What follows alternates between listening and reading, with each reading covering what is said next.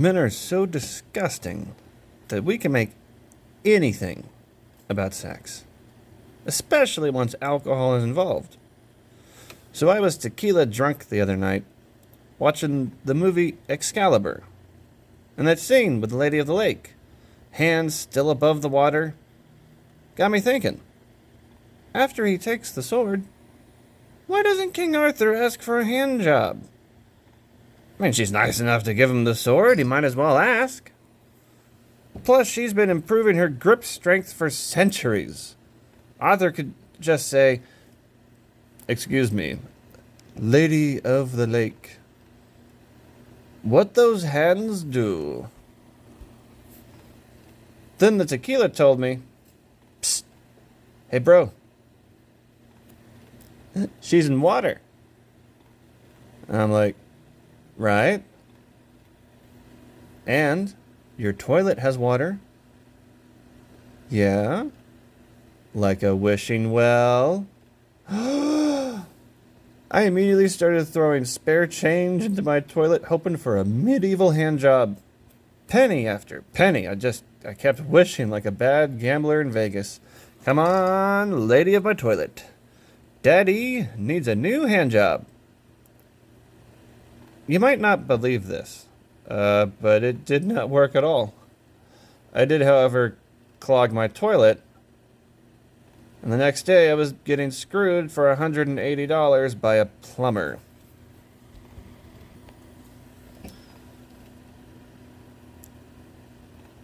So many people are tired of their own dicks. And wouldn't it be great if we could just swap these out as easily as putting in a light bulb? And not always to make it bigger. Smaller can be good too.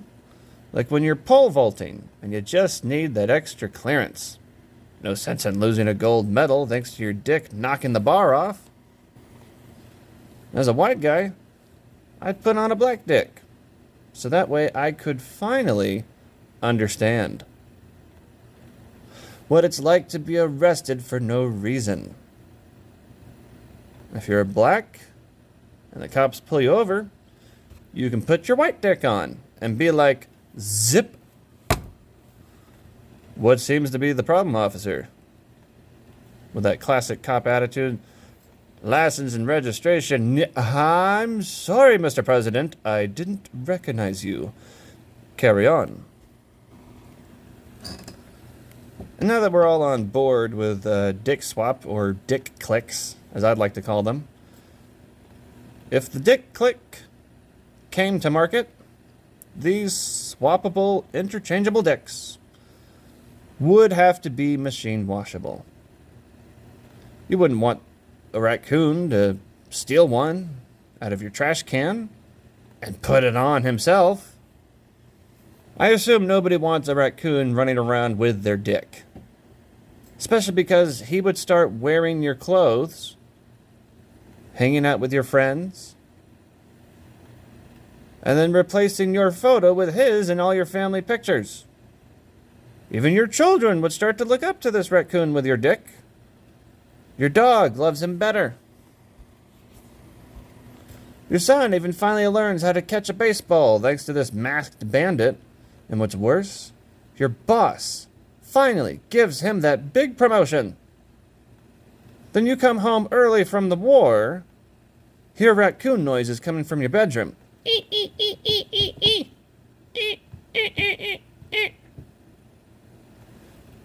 You open your bedroom door, and that masked asshole is plowing your wife. Raccoon's like, eat, eat, eat, eat. And you're like, hey, get off her, you damn dirty raccoon. And the raccoon screams, runs away, jumps out the window, loses the dick. Your wife then screams, what? You were a raccoon the whole time? I couldn't tell. Now your dick's on the fucking carpet, covered in fuzzies and fur.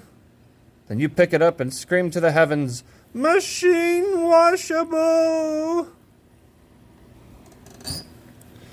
Most people think it would be amazing to be a vampire, but they never think about how important it is for when you become a vampire.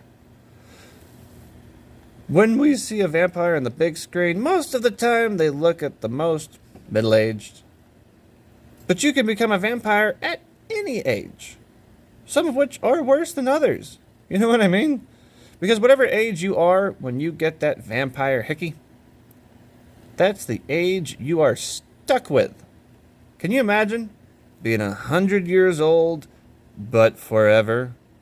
First off, as an old vampire, you'd have over 10,000 pairs of used Dr. Scholl's inserts, an orthopedic coffin, and dentures.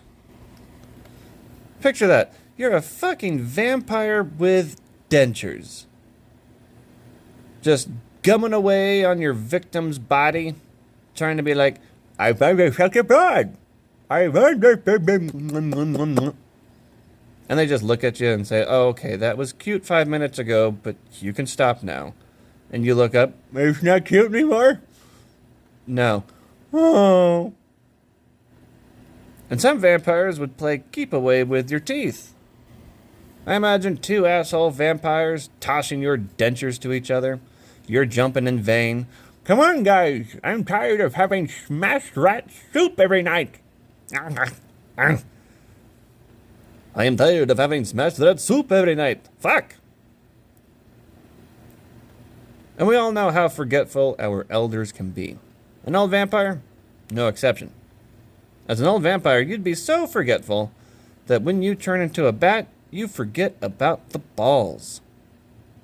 Looking like a glorified game of Flappy Bird, or in his case, massive flappy balls. And one of them's bigger than the other, so you're flying in circles, losing altitude. And then the vampire taint hunter shows up and yanks you down by the balls like a dog on a leash. Oh, my balls, they are so heavy. Squeak, squeak. And before the final blow, yes, Van Balsing is his name.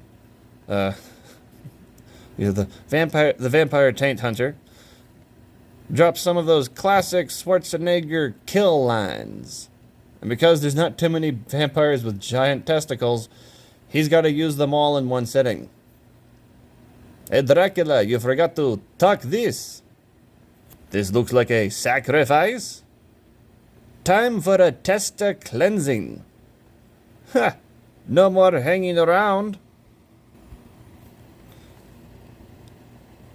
And for those of you thinking about having kids, at some point, you will have to tell them to pick very appropriate places when they discover how to masturbate. See, for my parents, raising me got 100 times harder after I discovered masturbation, but 1,000,000 times harder after I found their toys. Yeah, strap in and strap on. We're now in the adult portion of our show. So I broke into their room one day. I found this giant paper bag full of dildos, which wasn't my intention. I was just looking for money. But what I had found was worth its girth in gold. You heard it right. I said girth. I took out one of those hollowed out dildos. Like there was a hot dog sized hole at the bottom. Just, large enough. And I used it wrong. Because you can use a dildo wrong. If it's old enough. And I know that made it sound like it was decaying, falling apart, full of holes, and mold. No, it's just mass production dildo. Had a hole.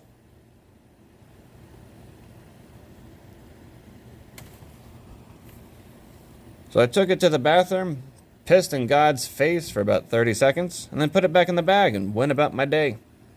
Because teenage boys just don't think about what happens to their cum until it's time to move. So when my dad came home and that smell hit his face, there's not a lot of things that smell like that. And I know he knew it wasn't his. Because every guy knows your own fucking stench. And for my dad, he's just going, this doesn't smell like a Richard's Brew. There's significantly less pineapple. swirling that shit around like it's a fucking decanter. Now he's got to have a conversation with his son that no father ever thinks about having to prepare for. So he just walks over to my room and he's like, how do I put this delicately? Son, when you make a mess, which has got to be the most Disney level thing you can say, given the circumstances. I mean, there's not a lot of things that can cover up what happened in the shortest amount of time. I mean, what else could you possibly say to your perverted son without ruining his innocence? More so than what he's already done to himself. Things like, you could say things like, don't leave your elf on our shelf. Early bird takes his fucking worm outside. So he just finishes up with, clean up after yourself. But the way he said it was like I had made a mess with macaroni art, which technically I did. And you would think that would discourage me from going back. But nope. Very next fucking day, I went back to the same shelf, and it was gone. I was just like, oh no, they took my treasure. It had been replaced by a picture of a very disappointed Jesus. People say your cat will love you more if you don't neuter him. Which is true. I mean, my wife has never neutered me, and that's love. If you don't cut off your cat's balls, I believe he will save you from exactly one natural disaster before abandoning your ass for a new family. You would think 2 balls equals 2 chances, but not in this economy. With cats, it's 2 balls, 1 strike, and then dead. And since I believe my cat is a guardian to the gates of hell, as long as I don't neuter him, Satan won't neuter me. Which that promise inspired me to create the following theatrical piece titled The Unneutered Forest. Our story begins in the deepest and darkest of forests, woodlands, thickets, timberlands, glades, the woods. Inside the center of this thicket lies a small cabin. There's an oversized pair of scissors hanging out front that says, "Ye Old Puss in Snips." Inside, the vet and his assistant are having a most joyous conversation. We join them now.